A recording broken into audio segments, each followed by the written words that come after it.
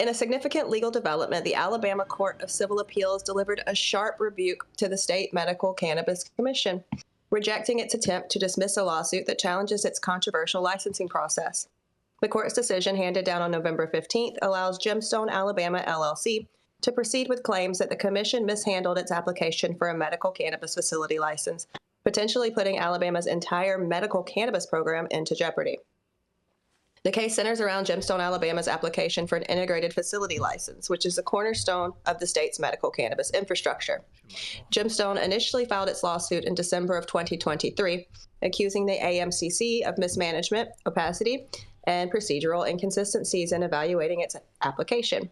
Although the original complaint only listed the AMCC in its caption, it made repeated references to individual commissioners throughout the body of the document. Seizing on this detail, the AMCC argued that the absence of individual commissioners' names in the caption invalidated the lawsuit under the Alabama Rules of Civil Procedure. The commission moved to have the case dismissed, citing sovereign immunity, a legal doctrine that often shields state agencies from being sued. However, the appellate court dismissed this argument, ruling that Gemstone had clearly identified the commissioners as defendants within the lawsuit's text, even if they were not named in the caption.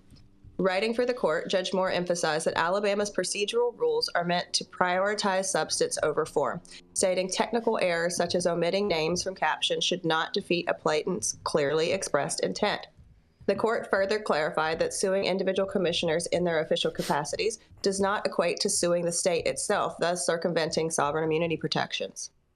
The decision represents a major setback for the AMCC, which has been under fire for its handling of Alabama's medical cannabis program.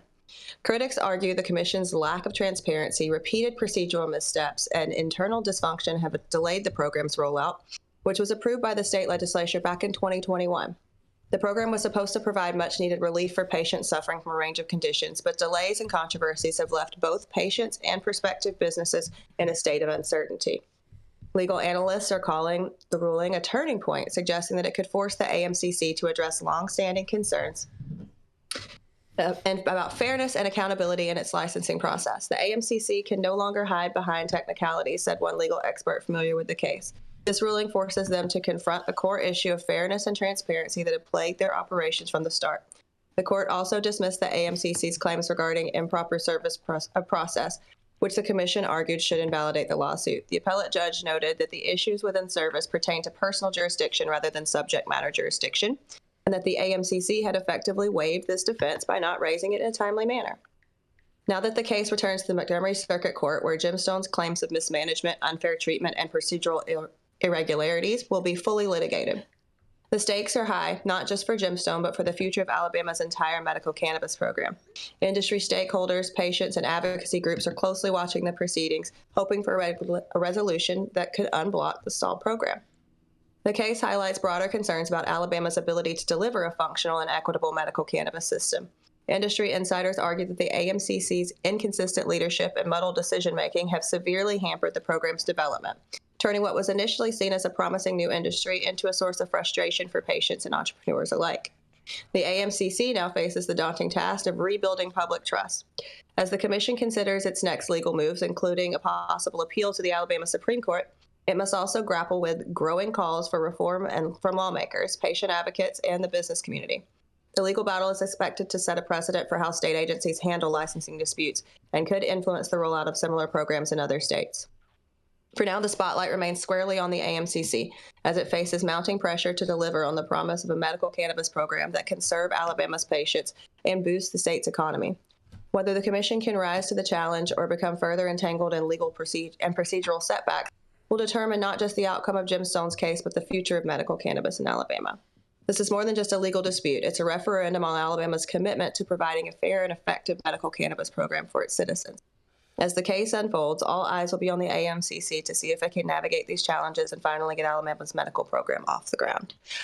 This is a frustrating story. I love that Gemstone is actually pushing through with this, but I mean, we've spoken about multiple states at this point that are trying to stop actually rolling out the will of the people, which is providing access to patients and providing an actual regulated market for these activities to go on. I think Alabama has gone a little bit beyond what Nebraska is doing and just not fighting the ruling. But 2021 is when this passed. They've had absolutely no process. They put people into a regulatory body that had no intention of fairly or even processing these applications at all. So I'm going to throw it back to you guys. I'm sure I'll have more comments in a moment, but I think that this is frustrating, and we'll see. Not surprised at all that Alabama is struggling. I'm with you. I'm not surprised either, Jenny Beth. And man, I just wanted to say roll tide, but I feel like the roll tide needs to get behind.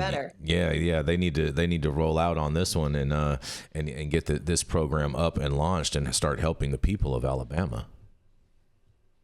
Well, because it's about access, right? But it's also about Alabama is one of those places where it's like, I don't want to get caught with a 10-pack.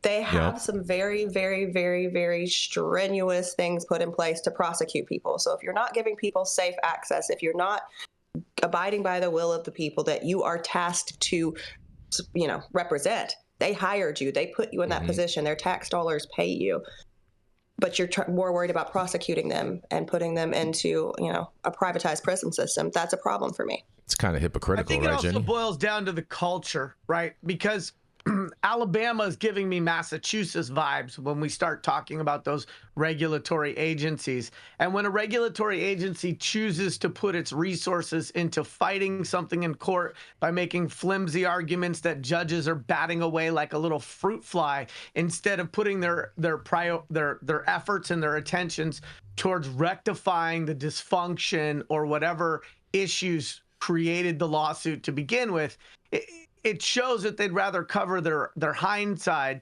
than really start to optimize the way in which this regulatory agency is able to roll out the program. And so all that time, all that money, all that focus on flailing in court to try to make flimsy arguments that because the commissioners weren't directly named, that they can't be sued, or that there should be qualified, immunity for the regulatory agency.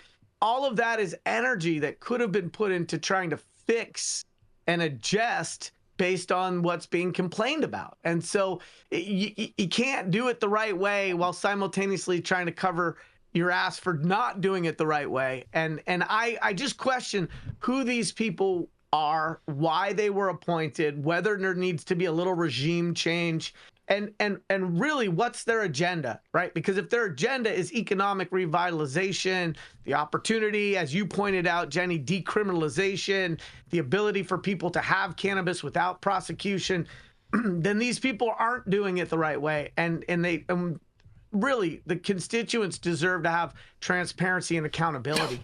And that's the way it should be across all government agencies.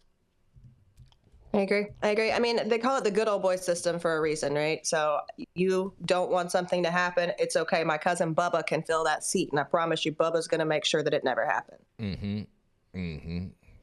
Yeah, good old Bubba. Bubba. The lost strain. I think everybody who grew up in the South knows at least one Bubba. Is that why they had the Bubba Gump Shrimp Co.? No, that's because Forrest Gump. Any thoughts on this, Jesse or Rod?